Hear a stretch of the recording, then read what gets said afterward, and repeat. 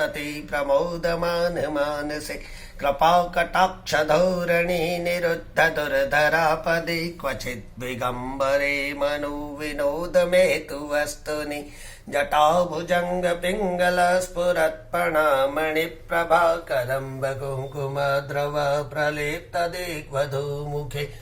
मदान्दसिन्दूरस्फुरत्वगोत्तरीयमेदुरै मनोविनोदमद्भुतं विभरतु भूतभर्तरि सहस्रलोचन प्रभतशेषलेखशेखर प्रसूनधूलिधोरणि विधुसरं त्रिपीठभु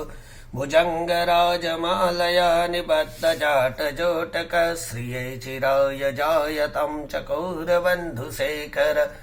ललाटचत्वरज्वलद्धनञ्जय स्फुलिङ्गभानिपीतपञ्चसायकं नमन्निलिम्पनायकं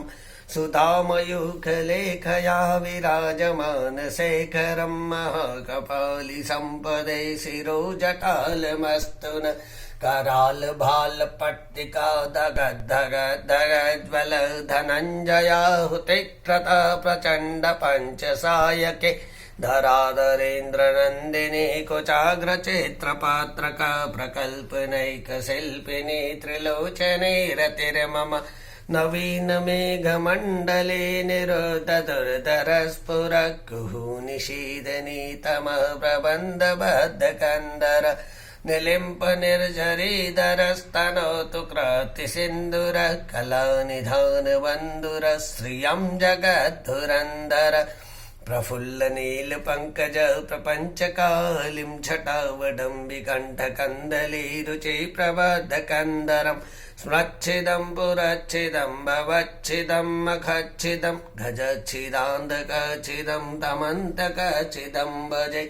जयत्वद प्रबिभ्रम भ्रमद्भुजङ्गमस्वसद्विनिर्गमत्क्रमस्फुरकराल भाल हव्यवड्ढिमिद्धिमिद्धिमिद्वनन्दतुङ्गमङ्गल ध्वनिक्रम प्रवर्तित प्रचण्ड ताण्डव शिव द्रसत्विचित्रकल्पयो भुजङ्गमौक्तिकस्रजौ गरिष्ठरत्नलोष्टयो सुहत्विपक्षपक्षयो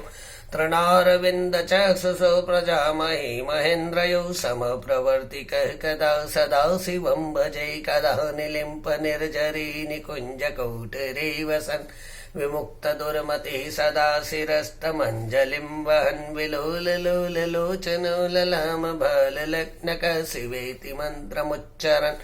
कदा सुखी भवाम्यहम् इमं हि नित्यमेव मुक्तमुस्तमं तमस्तमं पठन् स्मरन् ब्रुवन्नरु विशुद्धमेति सन्ततं हरे गुरु सुभक्त्या सुनान्यथा गतिम् विमोहिनं हि देहिनां सुसंकरस्य चिन्तनं विमोहिनं हि देहिनां सुसंकरस्य चिन्तनं पूजावसान समये दशवक्त्रगीतं यः शम्भुपूजन् परं पठति प्रदोषे